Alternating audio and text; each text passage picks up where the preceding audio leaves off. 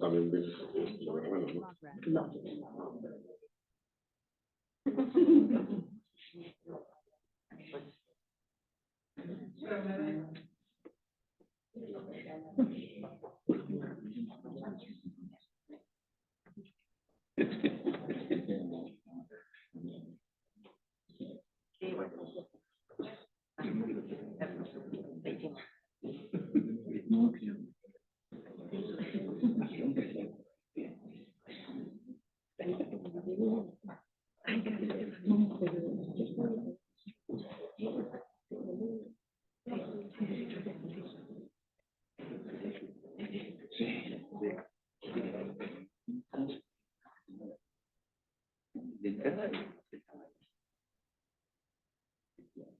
Ándale, la agarro y te paso.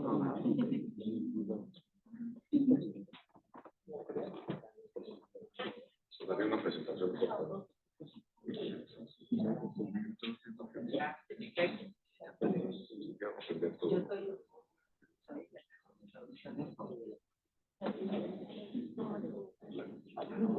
Vas a mostrar qué haces.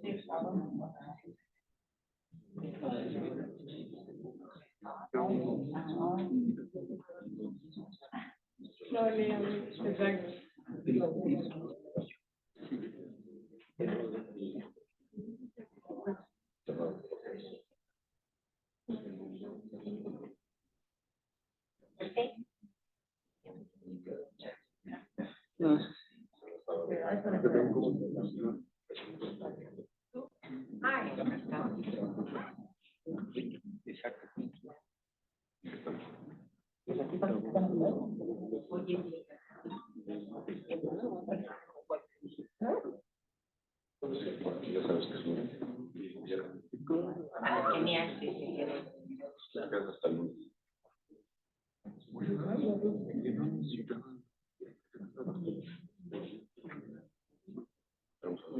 Sí, claro.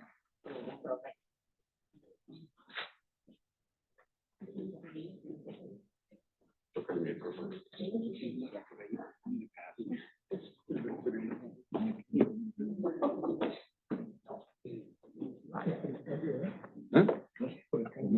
Con gusto.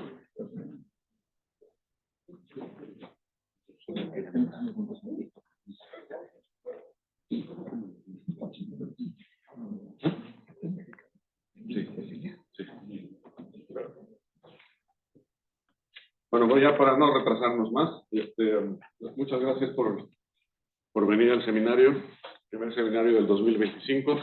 Para mí un placer presentarles a la doctora Cecilia Flores, orgullosamente mexicana, que tiene su laboratorio en la Universidad de McGill, en el departamento de psiquiatría y también en el departamento de neurología y neurocirugía. Es investigadora principal del McGill Douglas Max Planck Institute de Psiquiatría y en el Centro de Ludmer de Informática y Salud Mental, todos cuyos están por ahí, todas afiliaciones. Cecilia recibió su doctorado en la Universidad de Concordia, ha pasado toda su vida casi en Canadá. Después hizo un postdoctorado en la Universidad de Harvard y en el Instituto Neurológico de Montreal. Entonces, actualmente la doctora Flores dirige un activo laboratorio de investigación en el Instituto Douglas de Salud Mental. Ha recibido numerosos premios, incluyendo el Premio de Innovación de Investigación en Neuropsicofarmacología. Y como irán viendo, el tema general de investigación del laboratorio de la doctora Cecilia Flores es la neurobiología del desarrollo en la adolescencia, es el cerebro adolescente. Y cómo se ve afectado por diferentes factores externos como el estrés y las drogas de abuso. Mediante enfoques multidisciplinarios y también van a haber translacionales, porque nos presentará datos en roedores y en humanos. Correcto, sí. Sí. Ha demostrado que genes de guías axonales, como ven por ahí, los axones, no los genes, pero los axones y reguladores epigenéticos coordinan el desarrollo de la corteza prefrontal durante la adolescencia y están vinculados con la adicción y algunos otros trastornos emocionales como la depresión. Entonces ya sin más choro, muchas gracias Cecilia por aceptar la invitación y todo tuyo. Gracias, ahí voy a...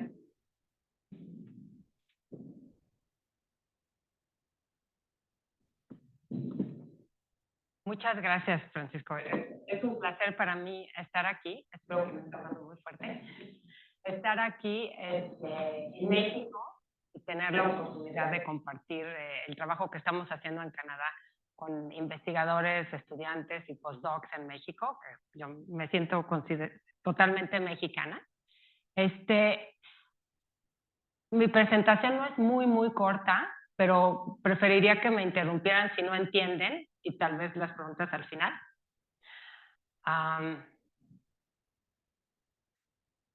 Esta gráfica muestra los resultados de una revisión sistemática con metaanálisis, donde se vuelve a demostrar que el pico de la edad donde inicia cualquier tipo de trastorno psiquiátrico es entre los 14 y los 18 años, en la adolescencia. Y esto es muy importante porque tiene que ver con la prevención, intervenciones durante esta edad pueden cambiar la trayectoria psiquiátrica de las personas. Es muy importante también promover y hacer a la gente consciente de que los adolescentes son particularmente vulnerables a las enfermedades psiquiátricas y eso se ha demostrado que tiene muchos beneficios. Y otra cosa es que es muy importante para mí, es que hay una necesidad muy importante de identificar por qué existe esta vulnerabilidad a las enfermedades psiquiátricas en la adolescencia.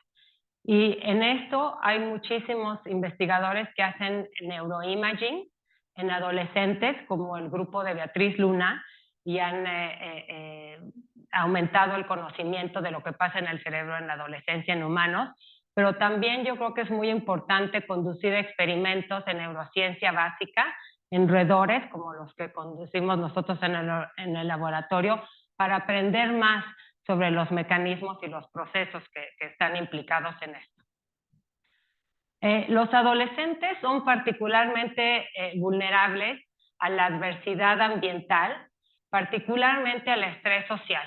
Todos sabemos que a los adolescentes lo que más les importa es socializar con otros adolescentes y que la opinión que tienen sus amigos o sus compañeros de la escuela es extremadamente importante para ellos. Y lamentablemente, si son expuestos a bullying o a estrés social, se ha demostrado que en individuos que son vulnerables, esto tiene consecuencias, aumentando el riesgo de las enfermedades psiquiátricas.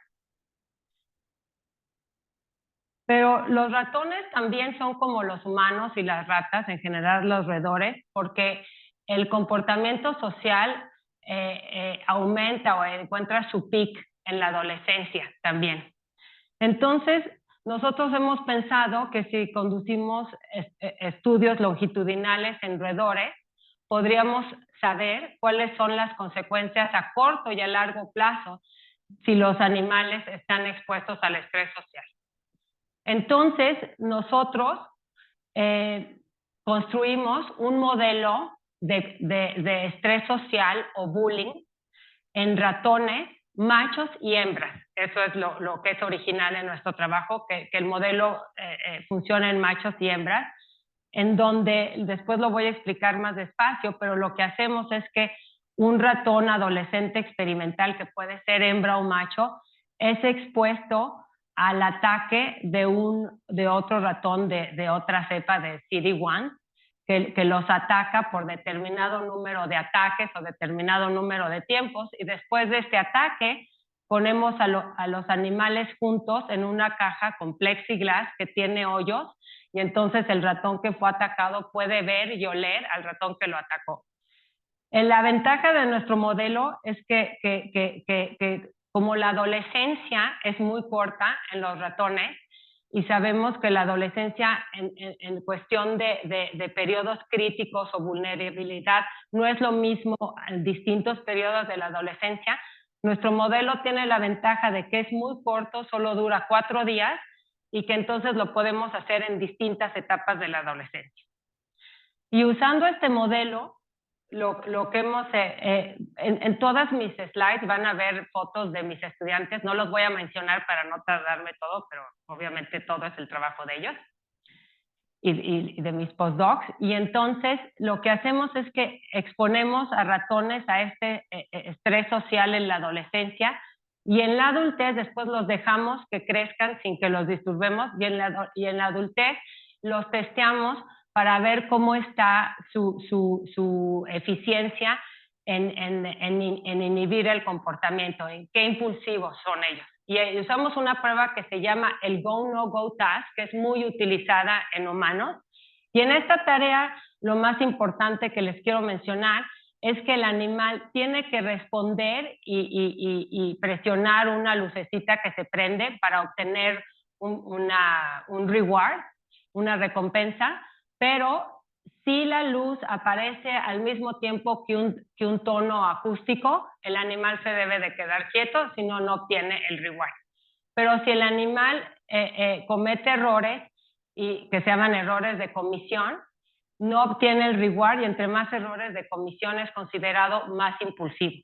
Y como pueden ver aquí, lo que vemos es que en este caso, machos que estuvieron expuestos al estrés social en la adolescencia, este es el número de errores de comisión, continúan cometiendo errores de comisión en distintos días y distintos trials, comparado con los animales controles que no estuvieron expuestos a este estrés social. Pero si conducimos exactamente el mismo experimento en ratones adultos y los exponemos al mismo estrés social y nos esperamos el mismo número de días que nos esperamos en los ratones adolescentes a crecieran a la adultez, y los testeamos en el Go-No-Go Task, lo que vemos es que los animales no se vuelven más impulsivos que los controles, lo que demuestra que el cerebro adolescente es particularmente sensible al estrés social. Y bueno, hay muchísimos investigadores en todo el mundo que han demostrado que que los adolescentes, el cerebro adolescente es particularmente vulnerable al estrés en general, y que hay diferencias a distintas edades y diferencias entre machos y hembras. Otra experiencia que es muy común en la adolescencia es ¿Ustedes encontraron también diferencias entre machos y hembras en tu modelo? Lo voy a explicar después, sí. Pero sí encontré. Otra experiencia que es muy común en la adolescencia es el experimentar con drogas adictivas. Y nosotros hemos tratado de reproducir la exposición a las drogas adictivas en ratones adolescentes, y nos hemos enfocado en las drogas estimulantes. En este caso les voy a hablar y en toda mi presentación sobre la anfetamina. Como les dije, la adolescencia es muy corta y es muy difícil hacer self-administration, intravenous self-administration en ratones, sobre todo en la adolescencia. Entonces, lo que nosotros hacemos es que nosotros les inyectamos la droga intraperitoneal, pero sabemos muy bien que el régimen que usamos de droga es rewarding, porque induce condition place preference. Siempre lo hemos repetido, o sea, los ratones prefieren irse a un compartimento donde la droga se les administró. Y también hemos medido la concentración de anfetamina en el plasma, y cuando llega a su más grande nivel, corresponde a los niveles que se han encontrado en adolescentes que abusan anfetamina en humanos. Entonces esa es la comparación, pero no estamos diciendo que estamos imitando completamente el uso de drogas en adolescentes. Y lo que hacemos es que si exponemos a machos, en este caso, con anfetamina en la adolescencia, y los dejamos crecer a la adultez, como les dije, y los testeamos en el Go-No-Go Task, lo que pasa, que pueden ver aquí muy claro, es que los animales controles que recibieron saline, conforme van pasando los días y los trials, van mejorando su habilidad de inhibir su comportamiento cuando lo tienen que hacer. Pero los animales que reciben anfetamina, casi es una línea plana, son impulsivos todo el tiempo, y esto lo hemos replicado varias veces. Pero si conducimos el mismo experimento en ratones adultos, los exponemos a la anfetamina usando el mismo régimen, esperándonos el mismo número de días y los testeamos en el go-no-go task en la adultez, vemos que se comportan igual que los animales que recibieron salina y no se vuelven impulsivos. Y esto nos recuerda un poco a la evidencia epidemiológica que existe, donde se ha demostrado que en adolescentes, entre más jóvenes empiezan a abusar las drogas estimulantes, más grande es el riesgo que tienen a tener trastornos psiquiátricos después y también a desarrollar dependencia y adicción. Algo importante ahora sí para hablar de las diferencias de machos y hembras, si conducimos este mismo experimento que les dije en adolescentes machos, pero lo hacemos en adolescentes hembras, cuando ellas ya son adultas, no vemos ningún efecto de la anfetamina. Parece que están protegidas contra los efectos de la anfetamina de desarrollar déficits de impulsividad. Ahora, volviendo a elucidar la neurobiología, lo que sabemos es que la corteza prefrontal se sigue desarrollando en la adolescencia, en humanos y en roedores. Y hay trabajos muy bonitos como el que mencioné de Beatriz Luna, donde han hecho revisiones poniendo todas las cosas que pueden pasar en la corteza cerebral que abren y cierran este periodo adolescente de plasticidad. Pero algo muy importante que debemos de tener en cuenta siempre es que hay muchísimas diferencias individuales. No todos los adolescentes son igualmente vulnerables a los trastornos psiquiátricos, inclusive si están expuestos a la misma experiencia. Y como les dije, hay muchas diferencias entre hombres y mujeres. Y en mi laboratorio estamos muy interesados en estos 3 puntos. Uno, en tratar de descifrar los procesos celulares y moleculares que ocurren en el cerebro, particularmente en la corteza prefrontal en la adolescencia, en aprender cómo estos procesos son impactados por las experiencias que son comunes en la adolescencia y también ver si podemos encontrar marcadores moleculares de vulnerabilidad. Y voy a empezar con el primer punto. Algo que se sabe hace más de 30 años, y esto se sabe en todas las especies, inclusive en humanos, es que aquí tenemos un corte sagital del cerebro de un ratón. Aquí están las células dopaminérgicas en el ventral tegmental area, VTA, voy a decir, y sabemos que mandan axones a varios lugares, principalmente al accumbens y al estraerum y a la corteza prefrontal. Y sabemos que son distintos axones a los las dos regiones del cerebro. Y lo que se ha visto es que en las ratas, por ejemplo, ya 2 semanas después de nacidas, la densidad de axones dopaminérgicos en esta área es igual a esa edad que cuando son adultos. En cambio, la densidad de axones dopaminérgicos en la corteza prefrontal continúa incrementando significativamente durante la adolescencia hasta que termina en la adultez. Pero nadie se había preguntado cómo es posible, por qué sigue esta densidad incrementando. Y entonces, una estudiante de doctorado súper talentosa en mi laboratorio, que ahora es ya prácticamente profesora en París, ella se le ocurrió una muy buena idea de tomar ratones adolescentes, en este caso machos, e infectarlos con 2 virus. Uno al nivel del ventral tegmental area, donde está el cuerpo de las neuronas dopaminérgicas, y otro en el núcleo accumbens. Y lo que hacían estos 2 virus es que al ponerlos al mismo tiempo, una neurona dopaminérgica que hubiera mandado un axón que ya hubiera llegado al núcleo accumbens se vuelve fluorescente. Y entonces dijimos, ok, estas neuronas se van a ver fluorescentes. ¿Qué pasa si dejamos a los ratones crecer y en la adultez buscamos fibras fluorescentes en la corteza prefrontal? Eso quisiera decir que los axones que ya habían llegado a la accumbens en la adolescencia continúan creciendo en la corteza durante la adolescencia, y eso fue lo que encontramos, que los axones dopaminérgicos siguen creciendo en la corteza prefrontal en la adolescencia.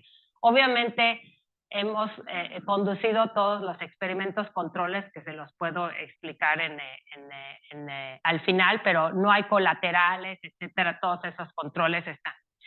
Este descubrimiento fue muy interesante y muy importante para nosotros porque el crecimiento de axones a largo rango solo se sabía que podía existir en la edad embrionaria o muy pronto después del nacimiento, pero nunca en un periodo tan tarde como en la adolescencia.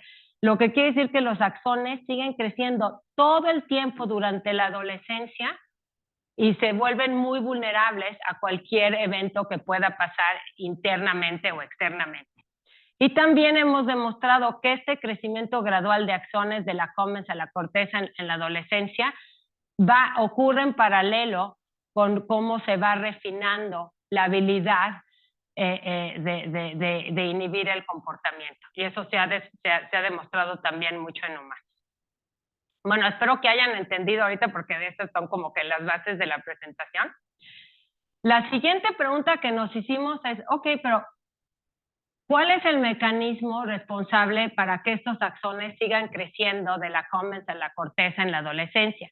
Y para eso nos hemos enfocado en una proteína muy interesante que es una guía axonal que se llama netrina 1.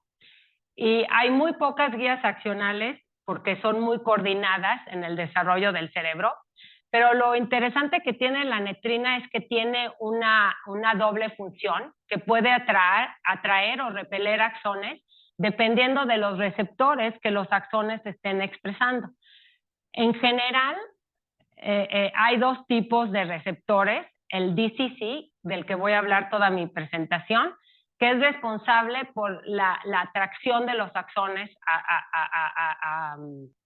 a neuronas que estén liberando netrina, y el otro es ONC5, que es responsable por la repulsión. No voy a hablar, tenemos datos muy bonitos del ONC5 que después les puedo decir. Algo muy interesante de la netrina y sus receptores DCC y ONC5 es que no solo están involucrados en guiar axones y de que crezcan, pero están muy involucrados en que los axones reconozcan el target que deben de inervar.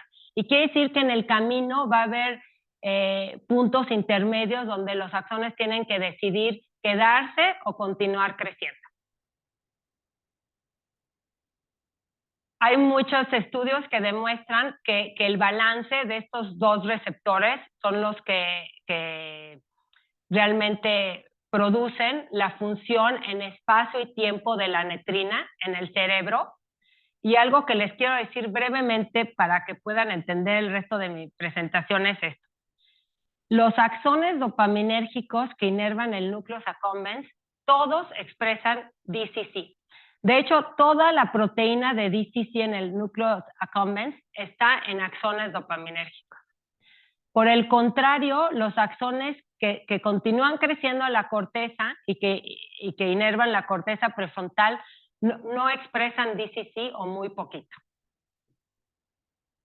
Y entonces, Lauren Reynolds hizo el mismo experimento que yo les describí antes, pero no solo volvió a las células dopaminérgicas que inervan el núcleo accumbens en la adolescencia fluorescentes, sino que también les bajó los niveles de DCC que expresaban. Y cuando vimos el cerebro en la adultez, vimos que cuando reducimos DCC en los axones dopaminérgicos que inervan el núcleo accumbens, ellos cometen errores, no reconocen el núcleo accumbens como su target y crecen ectópicamente a la corteza prefrontal. Quiere decir que la corteza va a tener axones dopaminérgicos que no pertenecían a la corteza. Esto ha sido muy interesante para nosotros porque hay muchísimos estudios. Nosotros conducimos los primeros en humanos, pero cada vez hay más, donde se muestra que la variación genética en DCC y en la netrina está muy asociada con los trastornos psiquiátricos que emergen en la adolescencia, como la depresión, como la adicción. y de hecho hemos, en colaboración con otros investigadores en McGill, conducimos Functional Genomics, genómica funcional, donde hemos demostrado que si calculamos polygenic risk scores usando DCC, Gene Co-Expression Networks, podemos detectar a adolescentes que son impulsivos o no impulsivos. Puedo hablar un poquito más después de eso. Entonces, los estudios longitudinales en roedores pueden investigar mecanismos involucrados en la alta sensibilidad en la adolescencia a las experiencias que pueden inducir déficits cognitivos en la adultez, pero hay diferencias individuales y diferencias entre los dos sexos. Los axones dopaminérgicos continúan creciendo hasta la corteza prefrontal a lo largo de la adolescencia, y hasta ahorita este es el único caso conocido de crecimiento a largo plazo de axones y tan tarde en la vida postnatal. Y el receptor DCC es el que segrega las proyecciones que se van a la corteza o al núcleo accumbens en la adolescencia. ¿Cuál es el impacto de la experiencia en estos eventos? Bueno, nada más muy brevemente les voy a decir dos cositas que hemos encontrado últimamente que son muy interesantes sobre este crecimiento de axones en la adolescencia. Uno es que conducimos el mismo experimento en machos y en hembras, quiere decir que a la misma edad cronológica las infectamos con los dos virus y traceamos el crecimiento axonal. Y cuando mi estudiante Sam Risher vio en el microscopio, no me quería enseñar los resultados porque pensó que había cometido un error, porque la diferencia es enorme entre machos y hembras, que nosotros hacemos estereología para toda cuantificación. En este caso lo podía ver así solo viendo las secciones, y como ven en las hembras, el número de axones que crece hacia la corteza prefrontal es más grande. Pero es muy importante decir que cuando cuantificamos los axones en los adultos, normalmente no se ven tantas diferencias entre machos y hembras. Entonces yo creo que lo que estamos viendo es que como los infectamos a la misma edad cronológica, en las hembras están ocurriendo más decisiones de targeting, que está más avanzado que en el macho. Pero esto quiere decir que las experiencias obviamente van a afectar esos procesos muy diferentes entre machos y hembras. La otra cosa es que hemos trabajado en colaboración con investigadores en Estados Unidos en hámsters siberianos machos. También lo hemos hecho en hembras. Y lo interesante de estos hámsters es que en la naturaleza lo que hacen es que si van a tener que tener sus crías en el invierno, en vez de hacerlo, se van como en una especie de hibernación que se llama torpor. Y ellos, ¿cómo se dice? Delay. Retrasan su desarrollo reproductivo hasta después para maximizar que sus crías crezcan. Aquí están los que nacen, les ponemos en el verano, y los que nacen en el invierno, cómo retrasan su desarrollo reproductivo. Y esto se puede reproducir en el laboratorio guardando a los hámsters como en días cortos y días largos. Y entonces nosotros los contactamos, un postdoc en mi laboratorio, y lo que quisimos ver si los axones crecían también en los hámsters en la adolescencia, y como ven, sí, aquí es el número de axones que contamos en la corteza prefrontal, cómo aumenta de la edad juvenil a la adultez. Pero si los hámsters nacen en el invierno, vemos que este crecimiento también se retrasa. Y estudiamos también comportamientos que sabemos que encuentran su pico en la adolescencia, y vimos que esos comportamientos también se retrasan en el hámster, indicando que tal vez este crecimiento de axones dopaminérgicos es una parte fundamental de la adolescencia. Bueno, pero volviendo a cómo impactan las experiencias estos eventos, ¿se acuerdan que estudiamos las drogas de adicción y el estrés social? Entonces les voy a demostrar resultados con la anfetamina. Como ya les había dicho, la anfetamina, con la dosis que usamos, que es rewarding, Y lo que hicimos es que tratamos machos con esas dosis de anfetamina o con salina, y después de una semana, cuando vemos que los axones están tomando su decisión, medimos niveles de DCC y vemos que los animales que fueron expuestos a la anfetamina demuestran una reducción significativa de DCC, y de hecho ahora estamos aislando las células dopaminérgicas del VTA, y de ahí mismo medimos DCC y estamos haciendo sequencing, y vemos que lo hemos reproducido muchas veces. La anfetamina invariablemente reduce en la adolescencia los niveles de DCC. Entonces, lo primero que pensamos, pues al reducir el DCC, debe de estar causando que axones que inervan el núcleo accumbens, en vez de quedarse ahí, se vayan y crezcan ectópicamente a la corteza. Y hicimos el experimento y eso es exactamente lo que encontramos. Aquí por primera vez les estoy enseñando cómo en los animales controles, esta es una parte de la corteza ya en la adultez, cómo vemos las fibras fluorescentes indicando crecimiento de axones. Y aquí con estas flechitas blancas pueden ver la gran cantidad de varicosidades fluorescentes, indicando que la anfetamina realmente aumenta el crecimiento de axones a la corteza. Y la cuantificamos usando estereología. Esto está distribuido en distintas regiones de la corteza, y yo creo que esto es una subestimación, porque para que nosotros veamos fibras fluorescentes tenemos que infectar a una célula dopaminérgica con los dos virus. Entonces yo creo que en la realidad este número es mucho más grande. Hemos encontrado que estos axones ectópicos que inervan la corteza prefrontal causan que la inervación ocupe un espacio mucho más grande en la corteza que lo que normalmente ocupan, o sea que es desorganizado.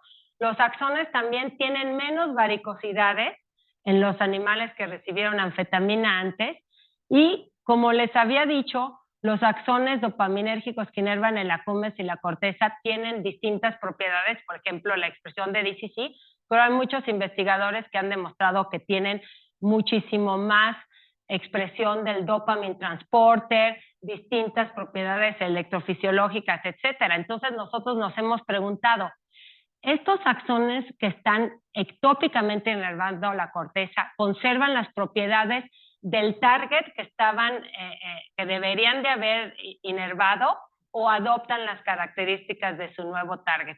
Y lo que estamos encontrando es que conservan las características que deberían de haber expresado en el núcleo accumbens, expresan mucho más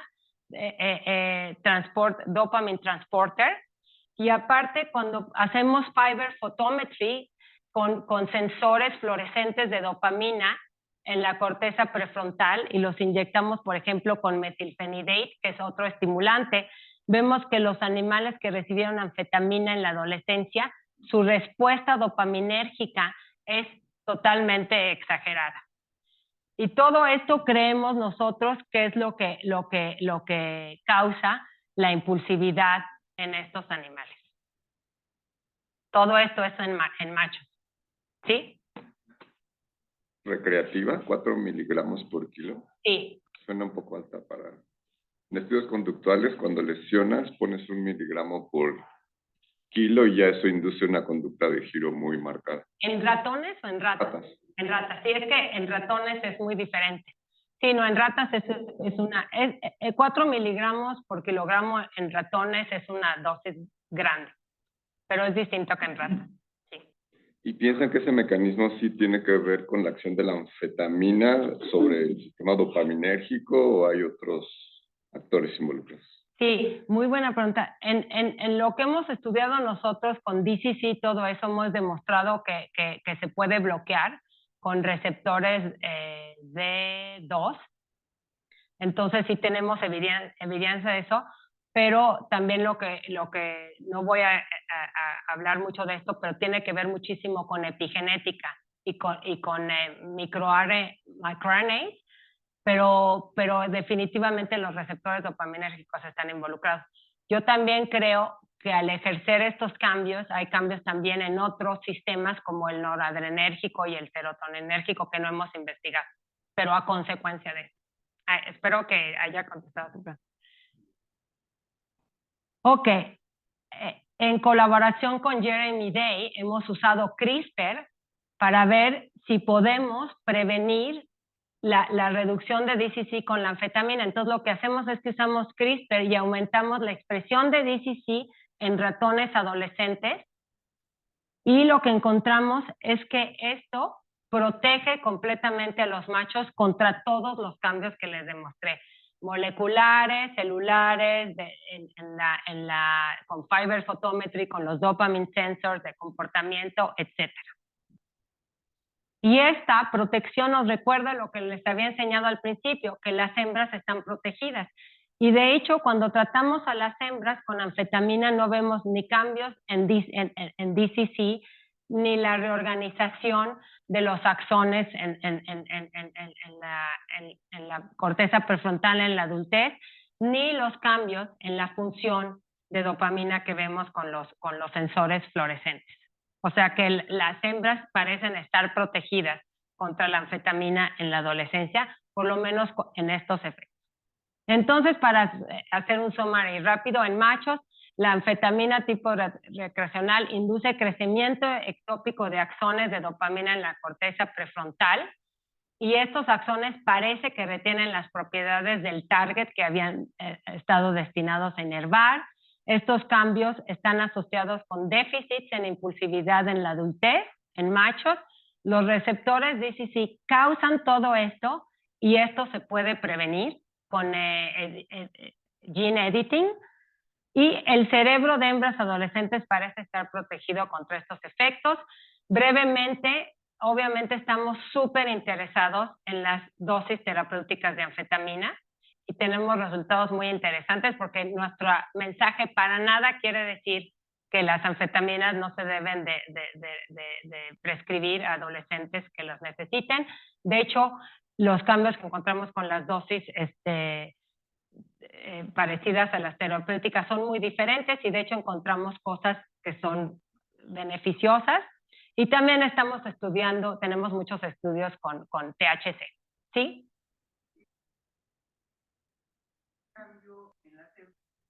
Los estrógenos. Sí, excelente pregunta. No traje los resultados. Estos son toda nuestra área ahorita se trata de estudiar cuál es el rol de las hormonas gonadales en todo esto, y hasta ahorita nuestros resultados están súper interesantes. Sí tiene que ver con el estrógeno, lo cual es súper interesante porque parece que el estrógeno de hecho es lo que las está protegiendo. Y lo que hacemos es que obviamente les removemos los ovarios y después hacemos todo, o a los machos les ponen. ¿Sí? La activación de la expresión de DCC se hizo en ¿qué región? ¿En la cumbens, en la corteza, en todo el cerebro? En el ventral tegmental area, pero ya y el 99% con sequencing, con single cell sequencing, sabemos que el 99% de las células dopaminérgicas en el VTA expresan DCT, pero ahora lo que hacemos, y lo estamos combinando con lo de los gonadectomies, es que podemos aislar las células dopaminérgicas, y de ahí hemos hecho el qPCR y encontramos lo mismo. Sí, entonces es lo que nos interesa, las células dopaminérgicas. Ajá, sí, pero la activación que dijiste, entiendo que incrementa el mensajero de DCC. La anfetamina disminuye el mensajero y la proteína. Hemos buscado los dos. Y con CRISPR lo que hacemos es que la aumentamos, y aumentamos también los dos.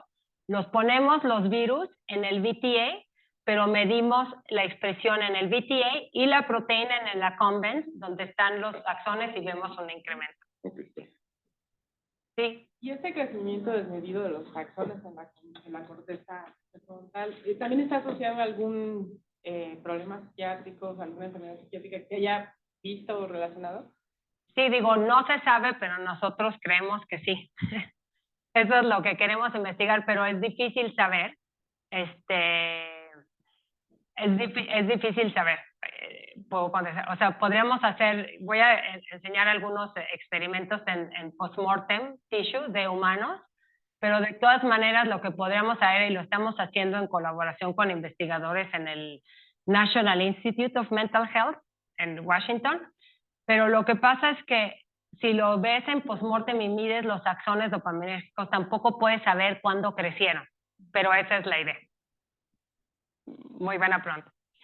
¿Sigo?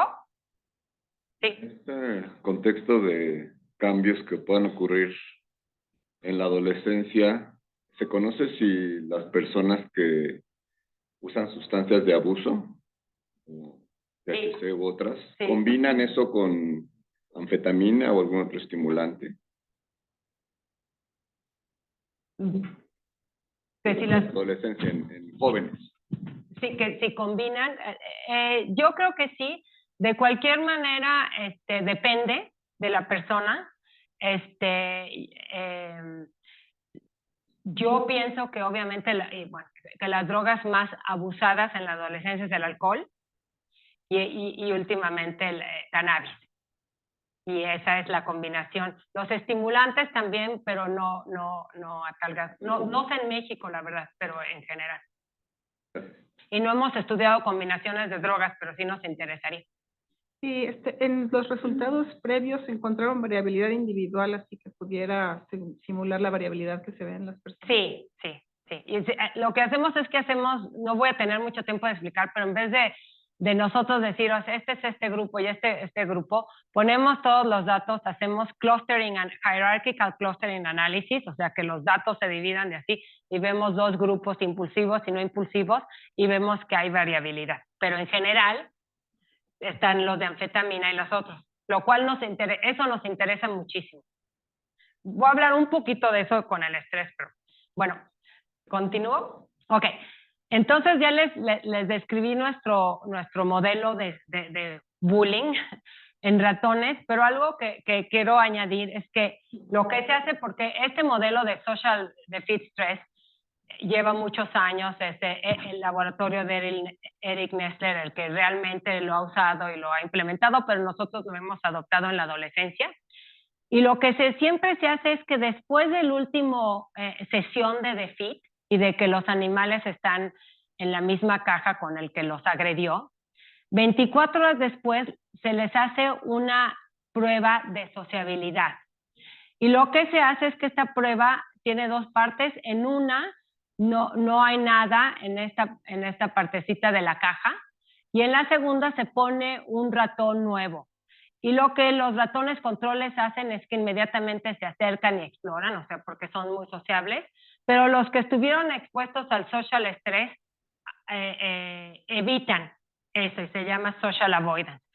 Lo interesante es que hay una proporción de ratones que a pesar de que estuvieron en el social stress, se comportan como los controles. Y entonces se les ha llamado normalmente susceptibles a los que fueron estresados y son poco sociables, y resilience a los que a pesar de estar estresados siguen siendo sociables. Y esos términos se han usado muchísimo, particularmente en estudios en adultos. Entonces, en nuestro modelo, nosotros usamos esto por primera vez y lo encontramos es que la mayoría de las hembras que son expuestas al estrés se portan como controles.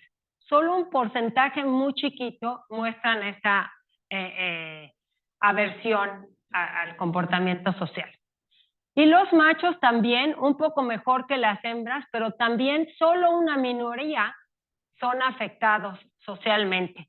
Y esto nos interesó muchísimo porque cuando hemos conducido nosotros, otras personas, estos experimentos en adultos, es exactamente lo opuesto. Los adultos, la gran mayoría, son susceptibles y demuestran poca sociabilidad. Y esto a mí se me hizo súper interesante, considerando que les dije que en la adolescencia es cuando el comportamiento social tiene su peak. Entonces es como si el cerebro estuviera activamente tratando de proteger o conservar ese comportamiento que es esencial en ese periodo de la vida. ¿Qué pasa cuando hacemos el social defeat en la adolescencia y después hacemos el go-no-go task? Ya les enseñé un poco de resultados, pero para contestar la pregunta de que si hay diferencias entre machos y hembras, haciendo un resumen muy rápido de nuestros datos, que bueno, pueden ver nuestra publicación donde hacemos clustering, análisis y todo eso, lo que encontramos es que todos los machos resilientes y susceptibles, o sea, todos los que están estresados, muestran déficit de control individual en la adultez. Son impulsivos. No importa cómo respondan socialmente inmediatamente después del estrés. Pero en las hembras ocurre algo súper interesante. Solo las hembras que muestran comportamiento social como los control, o sea, que serían consideradas resilientes, son las únicas que demuestran déficits cognitivos en la adultez. Entonces, nosotros lo que creemos es que preservar el comportamiento social en la adolescencia, por lo menos en hembras, parece que ocurre con el costo de desarrollar déficits cognitivos en la adultez. Y eso es algo que nos interesa muchísimo porque hay estudios preciosos en humanos que se han hecho en adolescentes que están expuestos a unos ambientes muy hostiles y la mayoría, comparado a controles, desarrolla ciertos problemas psiquiátricos, etcétera. Pero hay un grupo que que es resiliente, pero ese grupo, por ejemplo, es el que demuestra más enfermedades metabólicas, por ejemplo, inclusive más que los controles. Entonces, cost and benefits es algo que creo que podemos estudiar en ratones. Sí, ¿te refieres ahí que son más impulsivos? El cognitive Sí, function son más impulsivos. Solo las que son protegidas a tener déficits sociales en la adolescencia son las que desarrollan déficits cognitivos en la adultez.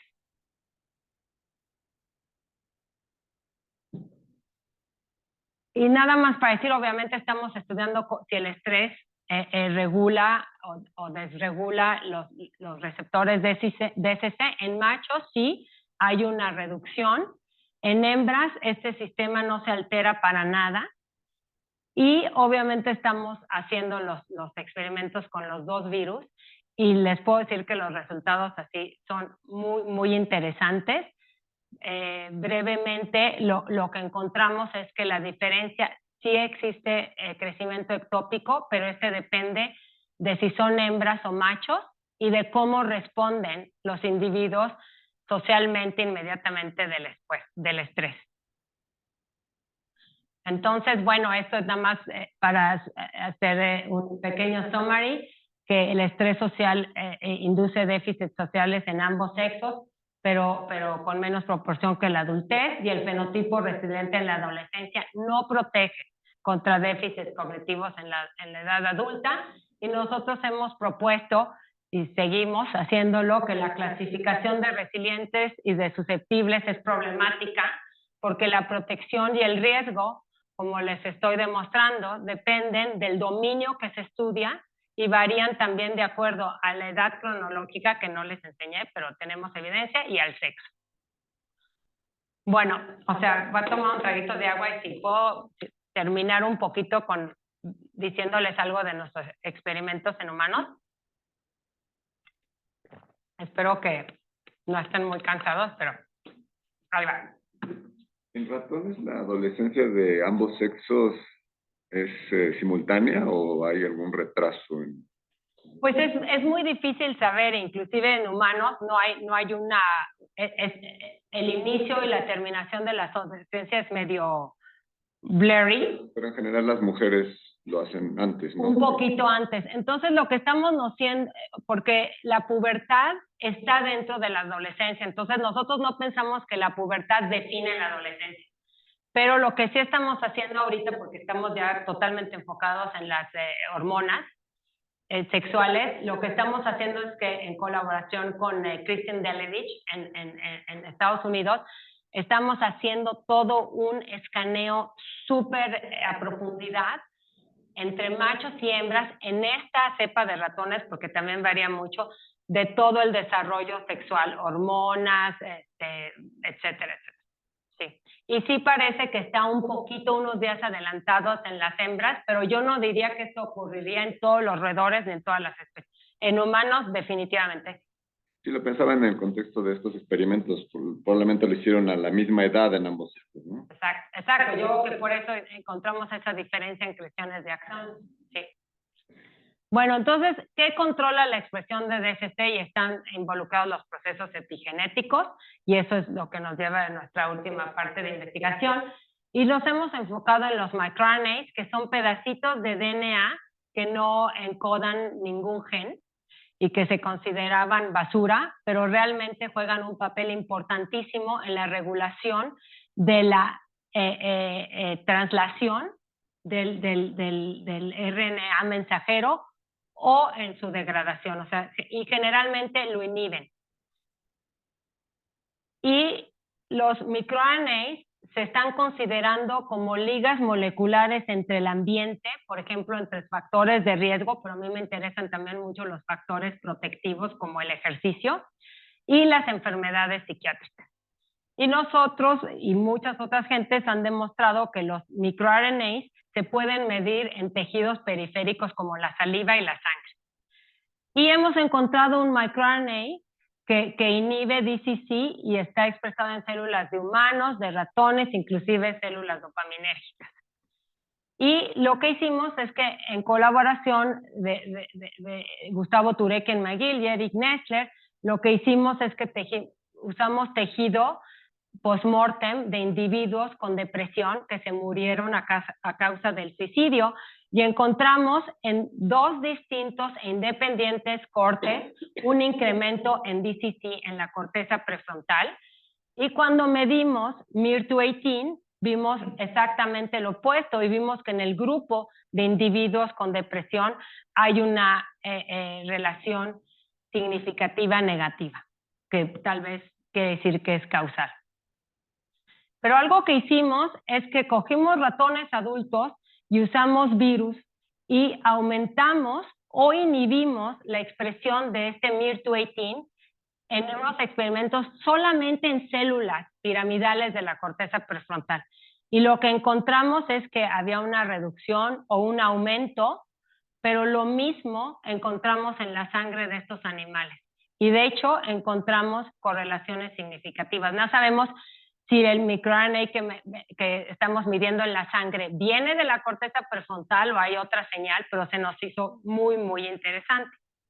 Entonces, con esto en mente dijimos, hay que medir los niveles de este microRNA en el cerebro y ver que a distintas edades y ver qué pasa en la sangre. Y como pueden ver, en la corteza hay un aumento durante la adolescencia, la adultez de este microRNA en distintas regiones del cerebro, y esto se puede captar igualmente en la sangre de estos animales.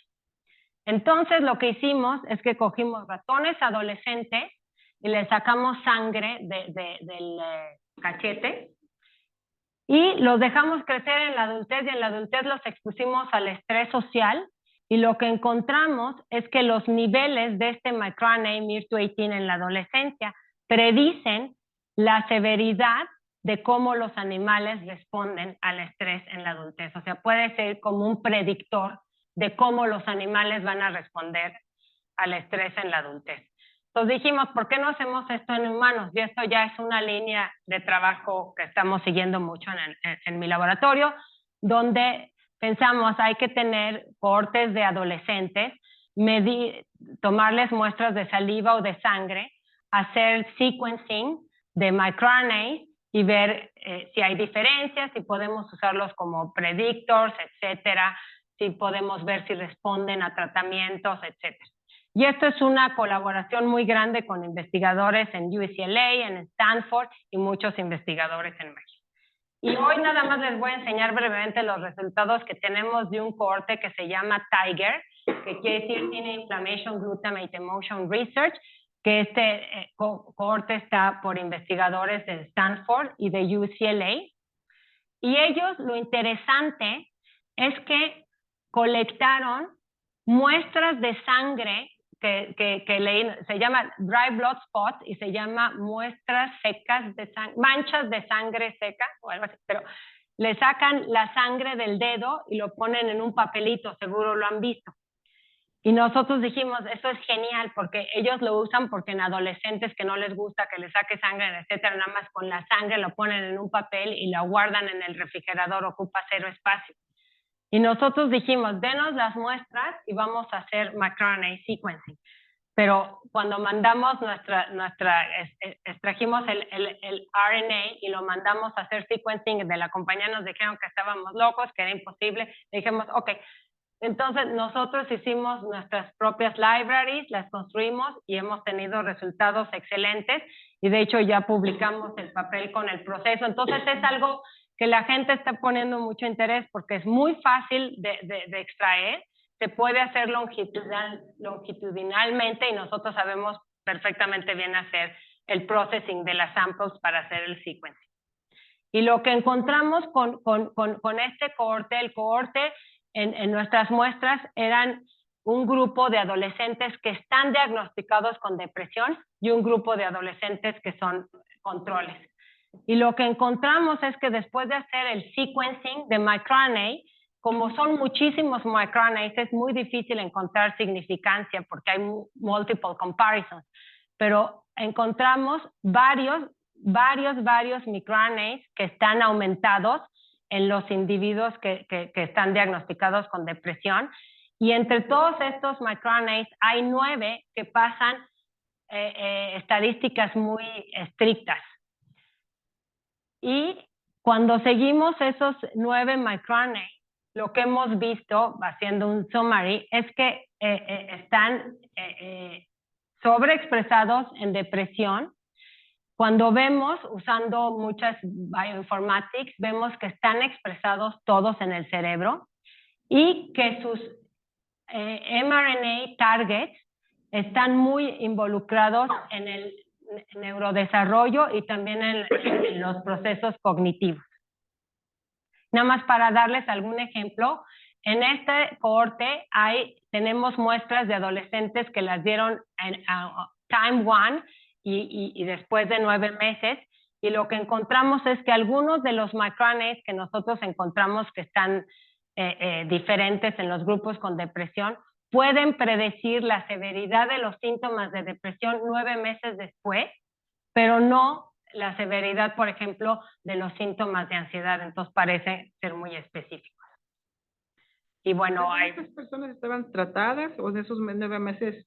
Después sí los tratan, sí. Y algunos, todo esto está controlado por los que reciben medicamentos, sí. No encontraron 218 ahí. Sí lo encontramos si hacemos o sea, aquí hacemos on-bias análisis, pero uno puede preguntar dónde está MIR218 y sí lo encontramos, y está diferencialmente expresado, pero estos adolescentes son un poquito más grandes. Tenemos ahora, ya tenemos muchísimas colaboraciones. Una de estas colaboraciones son con niños que no están diagnosticados con depresión, pero tenemos sus cuestionarios de depresión, y ahí encontramos que MIR218 sí está también desregulado igual que nuestros ratones. Tenemos varias colaboraciones, nada más aquí para darles una idea, con niños y adolescentes que están tratados con estimulantes o no con estimulantes, que tienen TDA, con otros grupos en Max Planck que son más adultos, con individuos que estamos reclutando en el Douglas nosotros, con adolescentes que les hacen imaging y que no están diagnosticados con ningún trastorno psiquiátrico, y con estos niños que están en Singapur y que pertenecen a una comunidad, tampoco tienen ningún tipo de diagnóstico. Entonces yo creo que vamos a tener muchos resultados interesantes, y yo creo que sería genial si pudiéramos hacer algo aquí en México, porque el chiste de todos esos estudios, por ejemplo el de Tiger, casi todos son blancos, americanos, de California, pero los de Gusto son de Singapur, entonces es muy importante hacerlo en distintos grupos étnicos. Y bueno, solo para concluir algunas ideas, nosotros creemos que las alteraciones en el targeting y en el crecimiento de axones dopaminérgicos en la adolescencia pueden ser un contribuyente clave a las enfermedades mentales, en particular a las que se inician en la adolescencia, y esto puede ser la base de la dicotomía de síntomas y de dominios de hiperfunción y hipofunción que existen en algunos trastornos. Y solo aquí para decir que obviamente todo ese es el trabajo de excelentes estudiantes y postdocs que he tenido durante todos estos años. Y aquí está un visiting professor, que es un amigo común entre Francisco y yo. Y en lista de colaboradores ya está Francisco, donde vamos a tratar si estas experiencias también alteran el comportamiento en las tareas de conflicto que él ha construido, y a todos nuestros agencias que nos dan dinero para hacer nuestros experimentos. Gracias.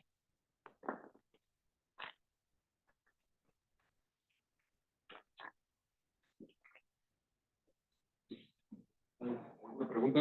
¿Está bien?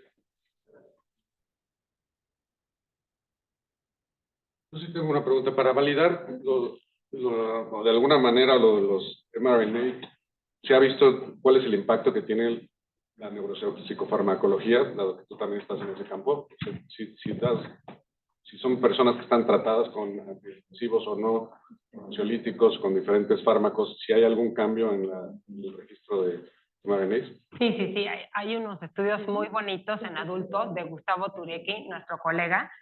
Él fue de los que empezó a estudiar esto al principio, y lo que hacen es que ves que pacientes con depresión, unos son resistentes a los antidepresivos y otros no, y han encontrado microRNAs que son los que responden, los que se cambian en los que responden y no en los que no responden. O sea, se mantiene la correlación de la Sí, expresión de esos. mucho. Y tenemos ahorita en colaboración con él otro también muy interesante, donde los están encapsulando en vesículas y se los están dando, etc. Esa es la idea finalmente, que tenga una aplicación farmacológica. Y en términos de saliva, ¿qué puedes registrar a partir del sample de saliva? Lo mismo con saliva. Con saliva, el estudio que estamos conduciendo con Beatriz Luna, todo es pura saliva, y podemos hacer lo mismo que teníamos con los dry blood spots. Y obviamente lo hemos hecho en otros grupos, por ejemplo en el de Gosto, con plasma, con sangre del plasma. Pero a mí se me hace muy prometedor lo del dry blood spot, porque tampoco es caro. La saliva es un poquito más caro porque los vasitos donde la guardas y todo eso cuesta, y es caro guardarlo por muchos años en los refrigeradores, pero es totalmente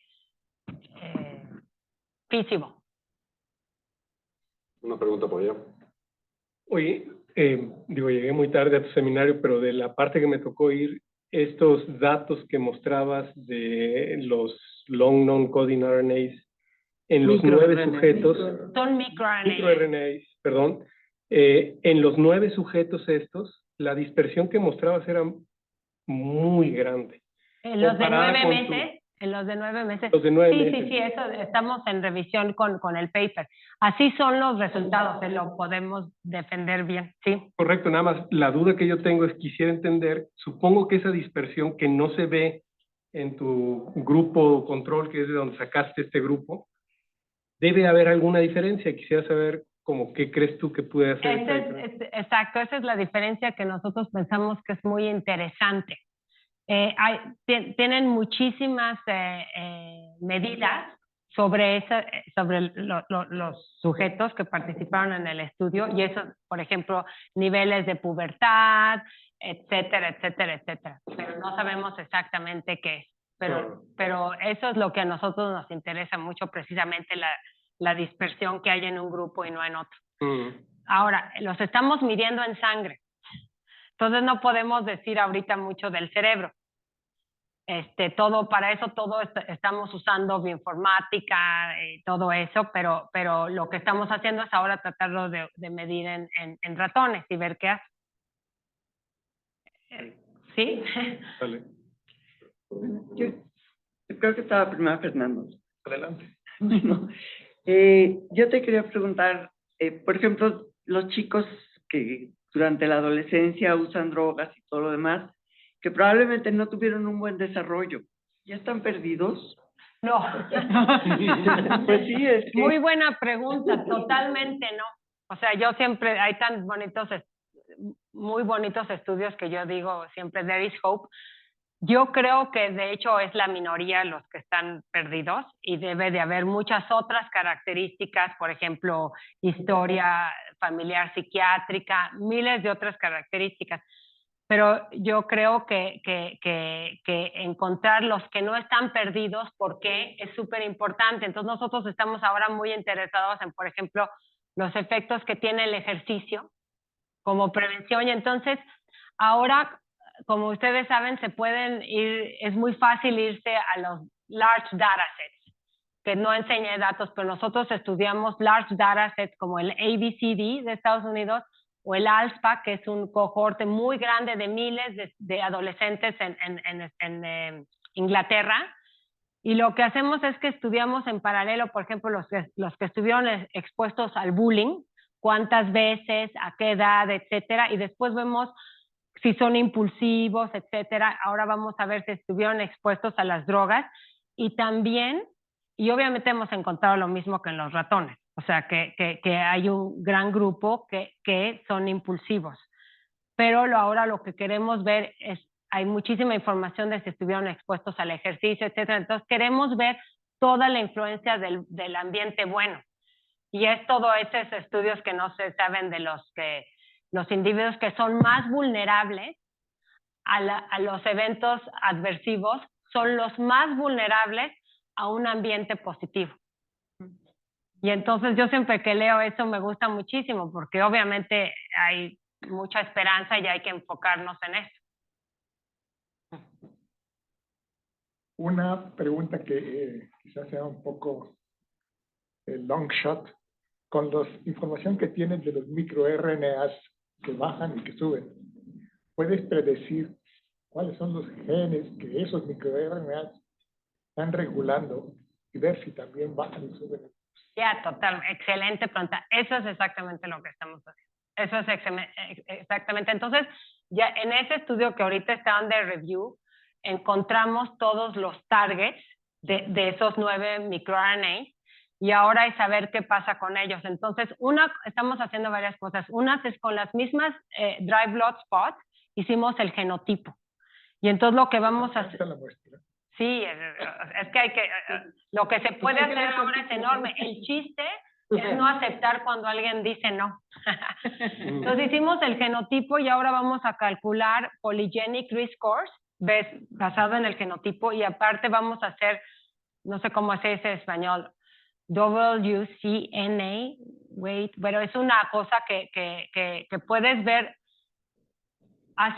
tomas datos de sequencing y después se arreglan por módulos de los genes que estén así funcionalmente juntos y nosotros lo que vamos a ver es qué módulo es el que se asocia con los targets de por lo menos 2 de estos microRNAs y después nos vamos a enfocar en ellos, vamos a escoger algunos y vamos a hacer, vamos a tratar de ver en ratones si los podemos modular y después ver, ingeniárnoslas cómo ver en humanos. Pero en el cerebro de estos humanos no se puede ver nada porque obviamente están vivos y afortunadamente. ¿Ninguno de esos microRNAs regula, por ejemplo, DSC, UNETIN o algo así? De los que hemos encontrado hasta ahorita que se sepa no, pero porque en las databases no sale, pero es lo que nosotros queremos encontrar. Sí.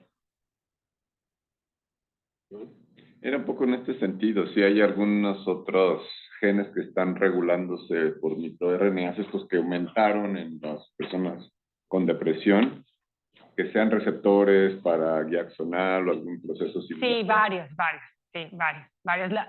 Y todo eso lo tenemos y obviamente es muy interesante que salgan los procesos de desarrollo en los targets y también sale la depresión como uno de los top disorders que están asociados. Pero en general, o sea, nosotros tenemos mucho cuidado cuando hacemos bioinformáticas porque uno siempre encuentra algo. Entonces yo creo que lo más importante en este caso para nosotros es replicarlo y es lo que estamos haciendo en distintas partes del mundo y hasta ahorita MIR218 ha salido casi en todos cuando lo buscamos. Tengo una pregunta de curiosidad. O sea, estos microRNAs se expresan en los axones. Los que encontramos, los que salieron, los 9 microRNAs que salieron diferenciados, de hecho lo hemos, algunos los hemos encontrado otra vez en otros cohortes un poquito más grandes, pero no, en esos no podemos saber en esos humanos en dónde, pero sí te puedes ir a los datos y atlas, etcétera, y todos los que hemos encontrado están expresados en el cerebro.